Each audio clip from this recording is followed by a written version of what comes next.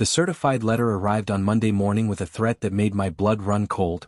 Pay $4,847 in HOA fees within 48 hours or lose your lake cabin. Little did my power-hungry HOA president know, I actually owned her mansion and the entire lake underneath it. Before watching full story, comment below from where you watching. Also like and subscribe for more HOA stories. The phone call that changed everything came on a Tuesday morning while I was stuck in traffic. My great-aunt Margaret, whom I barely remembered from childhood family gatherings, had passed away and left me something unexpected, a lake cabin in Pine Ridge community. Mr. Johnson, the lawyer's voice crackled through my phone speaker. Your aunt specifically requested that you inherit the property at 247 Lakeshore Drive. She mentioned you were the only family member who ever appreciated nature. I pulled over, stunned. Aunt Margaret had always been the mysterious relative who sent Christmas cards from somewhere up north.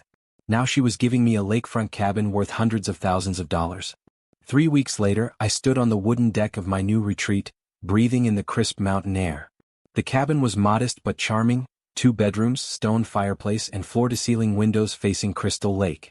After years of city stress as a software engineer, this felt like paradise. That peaceful feeling lasted exactly 4 days.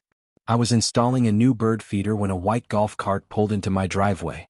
3 people emerged like they owned the place, which I would soon learn they believed they did. The woman leading the charge looked like she'd stepped out of a country club magazine. Perfectly styled blonde hair, designer clothes and a smile that could freeze water. Behind her stood a tall man in pressed khakis and a shorter, nervous-looking guy clutching a clipboard. You must be the new resident, the woman announced, not waiting for an invitation to approach. I'm Patricia Whitmore, president of the Pine Ridge Homeowners Association. This is our vice president, Richard Hawthorne, and secretary, Bob Fletcher. I set down my drill and forced a smile. Nice to meet you. I'm Jake Johnson. Patricia's eyes swept over my property like a detective searching for clues. We need to discuss several urgent violations. Violations. I glanced around my perfectly normal yard. I just moved in 4 days ago. Bob stepped forward, consulting his clipboard nervously. Well, you see, there's the matter of the unauthorized bird feeder, the non-regulation doormat, and, he squinted at his notes, failure to submit landscaping plans for approval. I stared at them. You're kidding, right? Patricia's smile turned arctic. The Pine Ridge community operates under strict standards, Mr. Johnson. These rules maintain our property values and community aesthetics. Every homeowner signed the HOA agreement. I inherited this place. I didn't sign anything. Richard finally spoke, his voice carrying the authority of someone accustomed to being obeyed. Property ownership automatically includes HOA membership. Your aunt was challenging to work with as well. The way he said challenging made my jaw clench. Aunt Margaret had been a sweet old lady who loved birds and gardening. Patricia handed me a thick packet of papers. Here's your welcome packet, including our community guidelines, violation notices and payment schedule. You owe $2,847 in back fees and fines. Back fees? For what? Your aunt accumulated several violations before her passing.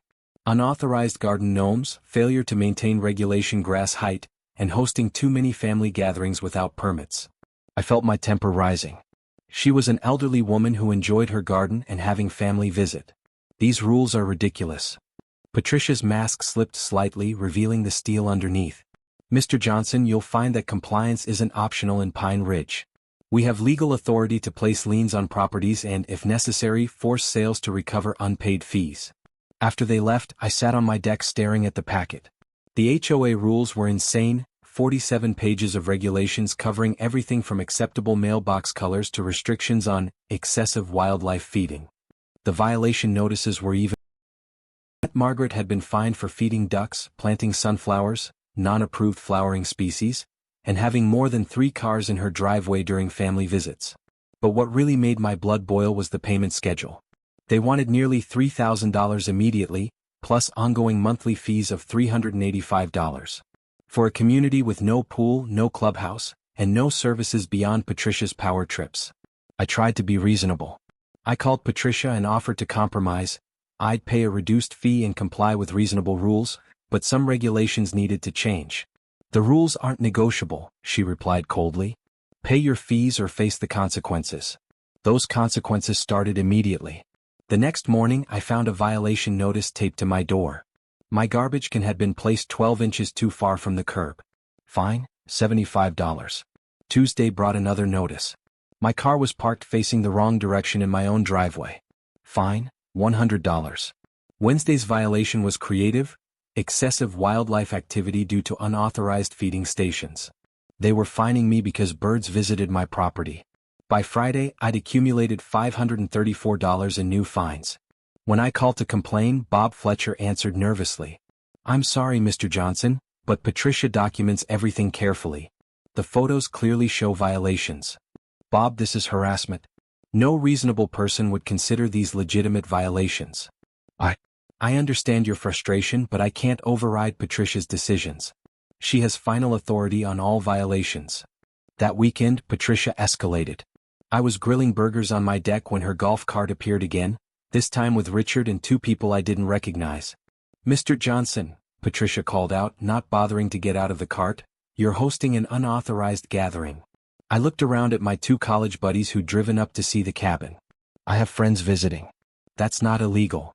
According to Section 12.4 of our community guidelines, social gatherings exceeding 2 non-resident guests require advance approval and permit fees." Richard held up a camera photographing my friends' cars. "This violation carries a $200 fine, plus $50 per unauthorized vehicle."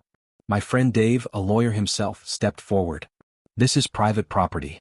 You can't just—" "Sir," Patricia interrupted, "please don't interfere in HOA business. Mr. Johnson, you now owe $300 for this violation, plus your outstanding balance of $3,381. After they left, Dave shook his head in amazement. "Jake, this is beyond normal HOA overreach. They're deliberately targeting you. But can they actually force me to sell?" "Unfortunately, yes. HOA liens can lead to foreclosure if unpaid. But there might be ways to fight this." He pulled out his phone. "Let me make some calls."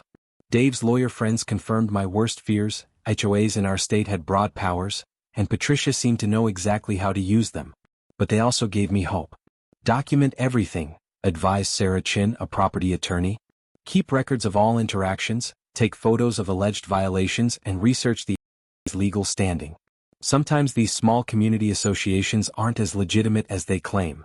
I became obsessed with research. Every evening after work, I dove into property records, HOA documents, and legal filings. What I discovered was disturbing. Patricia had moved to Pine Ridge 3 years ago and immediately gotten herself elected HOA president. Since then, she'd systematically targeted longtime residents with increasing fines and harassment. 5 families had been forced to sell their cabins due to accumulated fees and legal costs. But the deeper I dug, the more questions arose. The HOA's legal documents seemed suspiciously recent. Most of the original property owners claimed they'd never agreed to join any homeowners association. Then I found something interesting in the county clerk's office. The original Pine Ridge development plans from 1987. According to these documents, the entire community was supposed to be built around a central common area and lake access point. But that common area had never been developed. Instead, someone had built Patricia's mansion directly on what should have been community property. While I was researching, Patricia was escalating. She'd started sending certified letters demanding immediate payment, threatening legal action, and claiming the authority to enter my property for compliance inspections. The morning that changed everything started like any other harassment day. I found yet another violation notice, this time for unsightly accumulation of natural debris, because autumn leaves had fallen in my yard. But this notice was different. At the bottom, Patricia had written a personal note. "Mr. Johnson, your continued defiance is unacceptable. You have 48 hours to pay all outstanding fees, $4,127, or face immediate lien proceedings. Some properties aren't meant for certain people." That last line felt like a threat that went beyond HOA business. I was photographing the violation notice when my phone rang. It was my elderly neighbor, Mrs. Thompson. "Jake, dear, I'm so sorry to bother you, but they're here again." "Who's there, Mrs. Thompson?" "That awful woman and her committee. They're measuring my flower garden and taking pictures. I'm 83 years old, I can't deal with this stress anymore." I walked over to find Patricia, Richard, and Bob surrounding Mrs. Thompson's beautiful rose garden like vultures. The elderly woman stood on her porch in her bathrobe, clearly upset. "What's going on here?" I demanded. Patricia looked up with that cold smile. Mrs. Thompson's garden extends 18 inches beyond the approved boundary. This represents a significant violation of our landscaping codes. Mrs. Thompson's voice shook.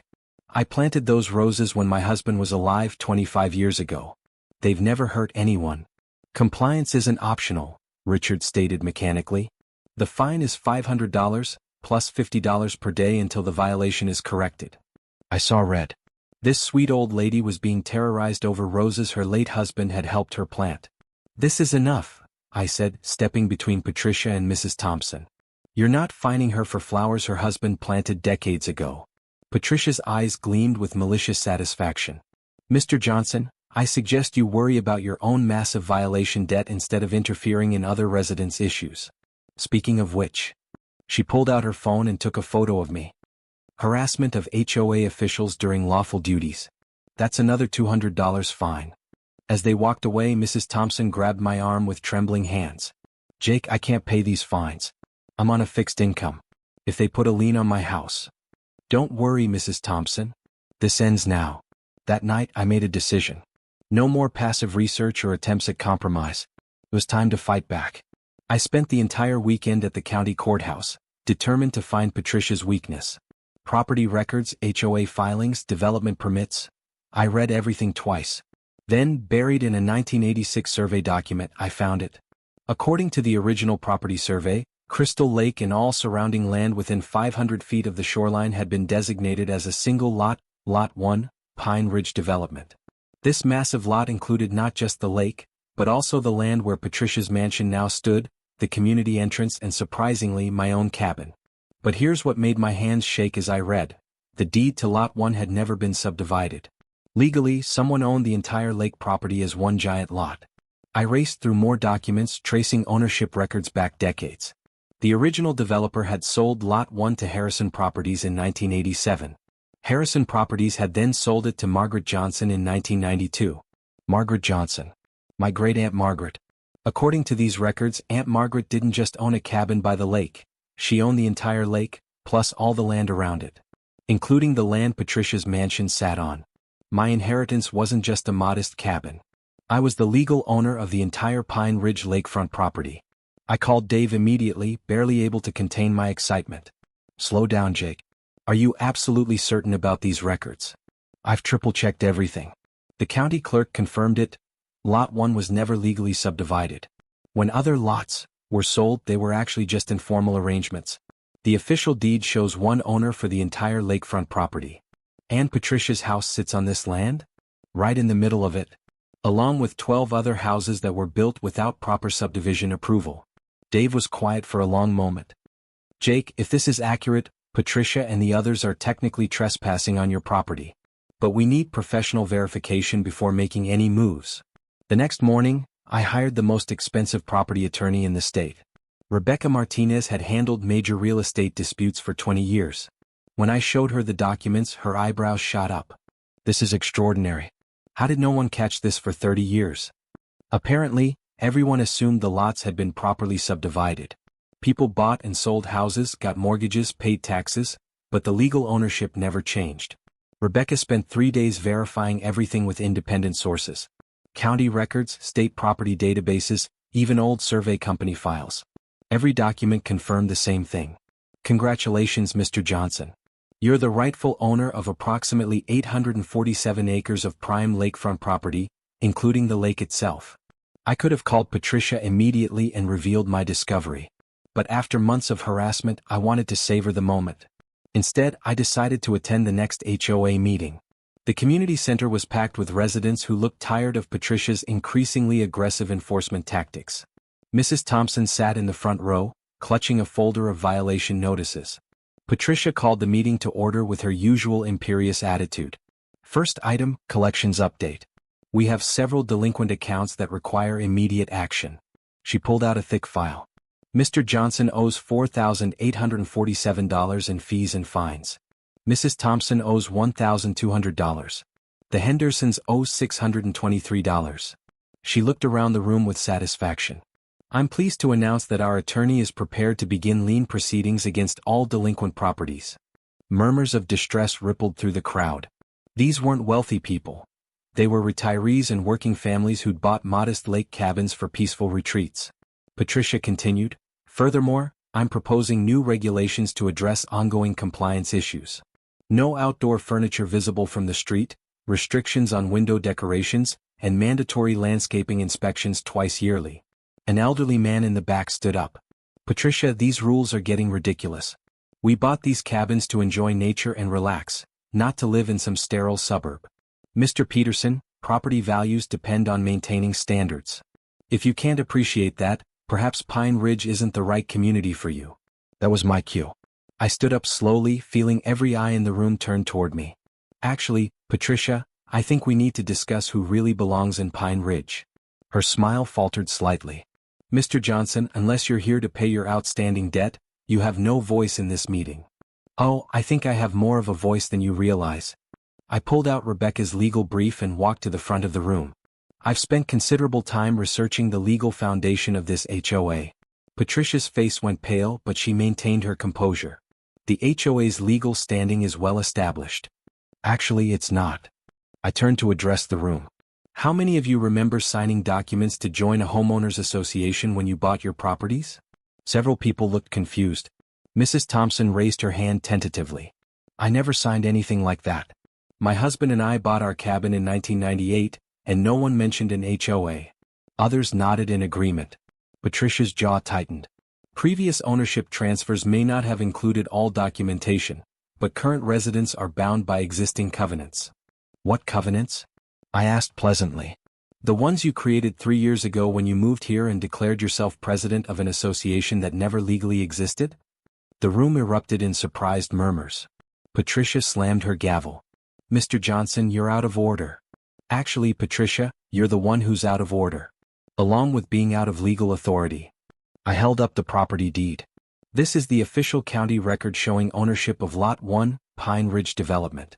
All 847 acres of lakefront property, including the lake itself." Patricia tried to interrupt, but I continued. "According to county records, this entire area was designated as a single lot that was never legally subdivided. The current legal owner of all this land, including the ground your house sits on, is." I paused for dramatic effect, looking directly at Patricia's shocked face. "Me?" The room exploded in chaos. Patricia jumped to her feet, her composed mask finally cracking completely. "That's impossible. I own my property. I have a deed." "You have a deed to land that was never legally yours to buy," I replied calmly. "The subdivision that created individual lots was never properly filed with the county. Legally, you're all living on my property." Richard stood up, his face red with anger. "This is ridiculous. You can't just claim to own everyone's homes." Rebecca Martinez, who'd been waiting in the back of the room, stepped forward. "Actually, Mr. Hawthorne, property law is quite clear on this matter. When land isn't properly subdivided, ownership remains with the deed holder of the original lot." She handed Patricia a formal legal document. "This is notice that you're currently trespassing on Mr. Johnson's property. You have 30 days to remove your structures or negotiate a lease agreement." Patricia stared at the document like it might bite her. This can't be legal. Also, I'll fight this." "You're welcome to try," Rebecca replied professionally. "But I should mention that Mr. Johnson would be within his rights to charge you rent for the past 3 years you've been living on his land. At current lakefront property rates, that would be approximately $2,400 per month." The color drained from Patricia's face as she did the math. 3 years of back rent on a lakefront mansion would bankrupt her. Mrs. Thompson raised her hand nervously. "Jake, dear, does this mean we all have to leave?" I turned to address the room, making sure my voice was warm and reassuring. "Absolutely not, Mrs. Thompson. Most of you have been wonderful neighbors who bought your properties in good faith. I have no intention of displacing anyone who's been respectful and reasonable." I looked back at Patricia, whose expression had shifted from shock to fury. "However, people who have spent months harassing elderly neighbors over flower gardens and fining families for having friends visit, that's a different story." Patricia's voice came out as a hiss. "You think you're so clever? Even if you own the land, you can't just kick people out. There are tenant rights, squatters' rights." "Actually," Rebecca interjected, "since no rent has been paid and no formal agreements exist, the residents are technically trespassers. However, Mr. Johnson seems willing to work out reasonable arrangements with reasonable people." I nodded. I'm prepared to offer long-term lease agreements to every current resident at very fair rates. Much lower than current market value, because I understand you all bought your homes believing you owned the land. The relief in the room was palpable. Several people actually applauded. However, I continued, looking directly at Patricia, these lease agreements will only be offered to residents who can behave like decent human beings. People who harass their neighbors, create fake violations, and abuse what little authority they have. Well, they'll need to find somewhere else to live. Patricia tried everything to fight the eviction. She hired lawyers, filed appeals, even attempted to claim adverse possession rights. But the law was clear, she'd been living on my property without permission and I wanted her gone. The best part was watching her scramble to pay back all the money she'd collected in fake HOA fees. Since the HOA had never been legally established, every fine and fee she'd collected was essentially theft. Mrs. Thompson alone was owed over $1,200. But Patricia's real punishment was public humiliation. Word spread quickly through the small mountain community about the fake HOA president who'd been evicted by the person she tried to bully. Local newspapers picked up the story, and Patricia became a cautionary tale about HOA abuse. She tried to salvage her reputation by claiming she'd been deceived about the property ownership, but too many people remembered her cruel treatment of elderly neighbors and her obvious enjoyment of power. Within 6 months, Patricia had moved away, unable to find another lakefront property she could afford and unwilling to face the daily reminder of her downfall. With Patricia gone, Pine Ridge became the peaceful community it was always meant to be. I established a simple set of reasonable guidelines: no loud parties after 10 p.m., keep your property reasonably maintained, and treat your neighbors with respect. Mrs. Thompson's roses bloomed more beautifully than ever. The Hendersons started hosting community barbecues. Children played by the lake without worrying about violating noise ordinances. I kept my day job in the city but spent every weekend at the cabin, finally able to enjoy the peaceful retreat Aunt Margaret had intended me to have. The bird feeders attracted dozens of species, and I never got tired of watching them from my deck. Dave visited regularly, always amazed by the transformation. I can't believe you went from almost losing your cabin to owning the entire lake. The best part, I told him, isn't the property value or even getting rid of Patricia. It's knowing that Aunt Margaret's vision of a peaceful lakefront community is finally real. Sometimes I wondered if Aunt Margaret had known about the property ownership all along. She'd been dealing with Patricia's harassment for years before she passed away. Maybe leaving me the cabin wasn't just a generous gift. Maybe it was her way of ensuring someone would eventually stand up to the bullies. A year later, I received a letter from Patricia. She'd moved to a small apartment in a different state and was facing financial difficulties after legal fees and the requirement to pay back all those fraudulent HOA fines. In the letter, she actually had the nerve to ask if I'd consider selling her back a small portion of the property so she could build a modest cabin. I showed the letter to Mrs. Thompson, who laughed so hard she nearly spilled her tea. "Oh my," she said, wiping tears from her eyes. "After everything she put us through, she wants to come back?" I wrote back a simple response. The Pine Ridge community is reserved for people who treat their neighbors with kindness and respect. Since you've demonstrated a complete inability to do either, you're permanently banned from the property. Have a nice life elsewhere. Some might say I was being harsh, but Patricia had shown no mercy when she was harassing elderly residents over flower gardens and bird feeders. She tried to destroy people's lives over petty power trips and fake rules. Now, every morning when I sit on my deck with coffee watching the sunrise over Crystal Lake, I think about Aunt Margaret. She'd spent her final years being tormented by a bully who thought she could intimidate an elderly woman. But Aunt Margaret had the last laugh. By leaving me the property, she ensured that Patricia's reign of terror would end and that Pine Ridge would become the peaceful sanctuary it was always meant to be. The lake is crystal clear, the birds sing without fear of violation notices, and neighbors help each other instead of searching for reasons to impose fines. Sometimes the best revenge isn't just getting even. It's building something better from the ashes of what was destroyed. And every time I see Mrs. Thompson tending her roses, or watch children playing safely by the water, I know that Aunt Margaret would be proud of how her final gift transformed an entire community. Patricia learned the hard way that bullies eventually meet someone stronger than they are. In this case, that someone inherited an entire lake and wasn't afraid to use it.